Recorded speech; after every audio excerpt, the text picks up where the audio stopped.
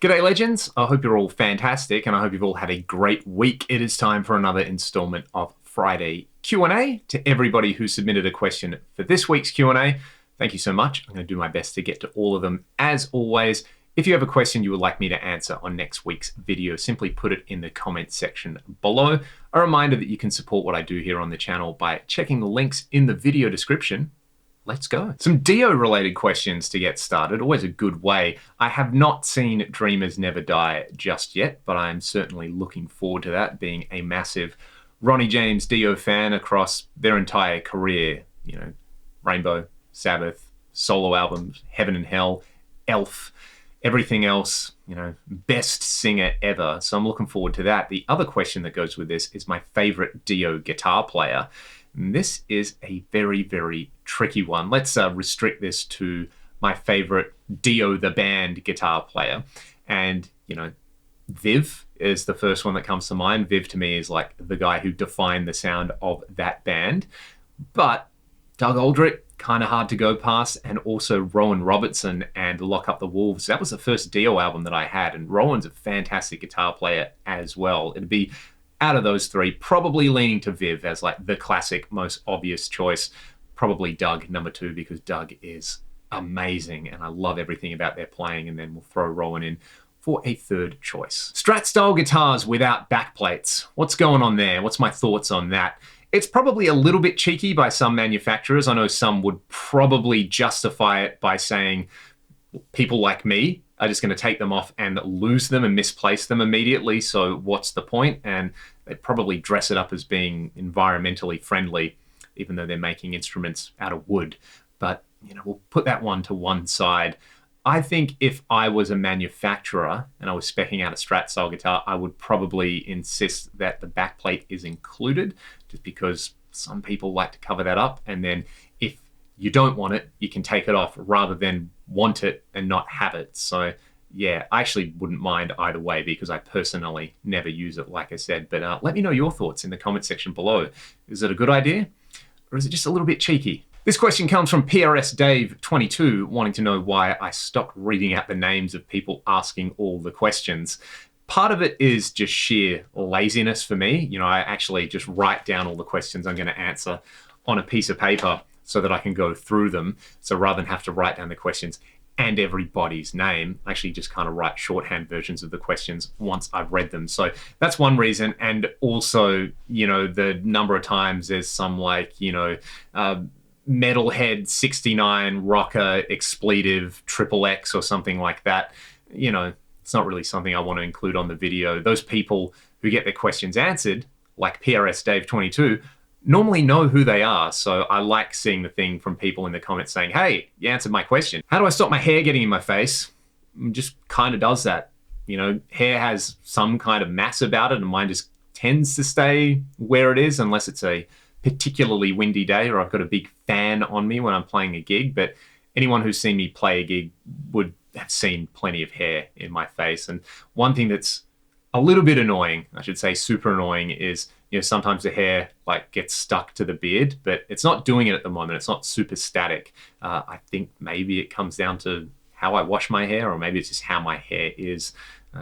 It's pretty well behaved 90% of the time. Maybe I'm just lucky. Have I ever considered doing a solo album or some kind of project outside of Ragdoll? I've answered this question a few times and I've said, yeah, when I get the time or when I get the motivation. And as much as I love guitar-based music, my motivation to go out and make an entire album of just widdly guitar music at the moment isn't right there. That might change in the future at some point. But, you know, I think if I was going to do something, it would probably be a little bit different from just a strictly instrumental guitar album. It would probably be a little bit eclectic. It would probably include acoustic elements and elements of like synth-based music that I enjoy and a whole bunch of other stuff on there, some ambient music. So yeah, it'd probably be all over the place, but you know, I'm certainly open to doing maybe singles or EPs or something like that. Let me know if you would like me to do something like that and what you would expect from it. Have I ever been scammed buying stuff online? I have. I've had a couple of times and they've all been on Reverb except for one.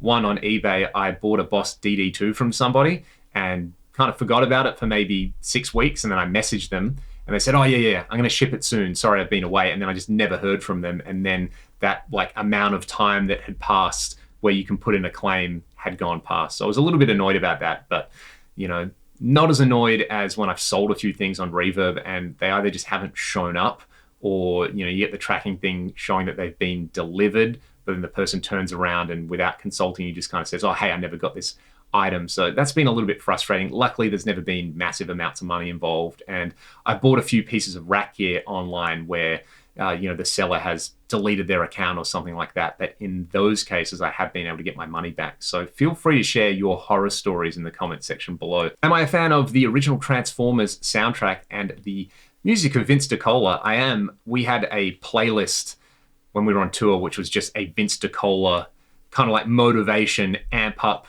music playlist on there that I really, really got to love. And that was really handy, you know, when it's late and you're packing up from a gig and you got to load the van up and then drive a few hours to somewhere to just smack a bunch of Vince DiCola on because it's so positive and so energetic. And yeah, that original Transformers soundtrack is an absolute classic. And if you're kind of into classic synthesizer sounds as well, that is a real, for me anyway, like a real touchstone when it comes to that FM synth era. I think a lot of those sounds were the Yamaha DX7, and it's almost like an absolute demo for that unit. Tips for traveling light, especially if I'm doing fly gigs. I normally pretty much just take my guitar. I've got my FM3 in like a Pelican style case with an expression pedal that I can cram all my cables in. So guitar's in a case and the rig's in a case, and then I just carry a backpack with, like, I use the +1 rule. So if I'm going away for say 2 nights, I will take 3 sets of socks and undies, normally a pair of jeans, normally 3 sets of shirts, and I'm pretty good to go. I can wash all that stuff when I get home, and I'm not going to end up with this giant pile of smelly clothes. I'll often put my dirty clothes in my guitar case so that if anyone wants to go through my guitar case at the airport, they can deal with my dirty socks and jocks. Other than that, you know, I might bring something to read if I'm reading something at the time, especially on the plane. I've taken my Nintendo Switch on the plane before. That is awesome, especially if you've got like more than 2 hours on a plane and you start to get bored and sore. I have a little trigger ball that I take everywhere with me now, being tall and especially on planes. It just kind of helps me get comfortable, and you know, if I'm a little bit sore or something like that after a gig, I can roll myself out.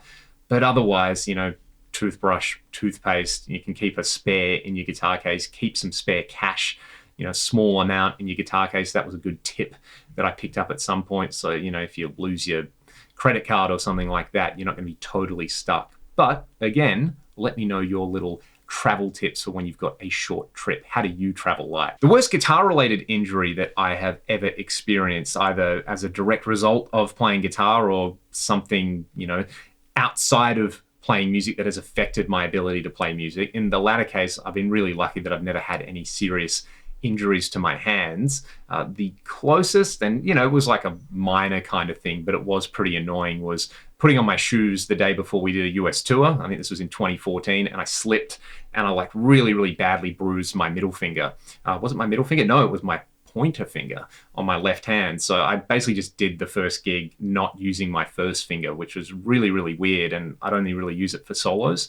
And we did like 21 dates on that tour, and by the end of it was a little bit better. But I reckon it took a couple of years to really not feel anything when I'm doing vibrato on my first finger or something like that. So that kind of sucked. And when I was in high school, I think, you know, you have like carpal tunnel, I think is this side, and cubital tunnel is this side. I think I had that. And that kind of laid me up for maybe 2 weeks where I didn't play guitar. I was just getting this sharp stabbing pain.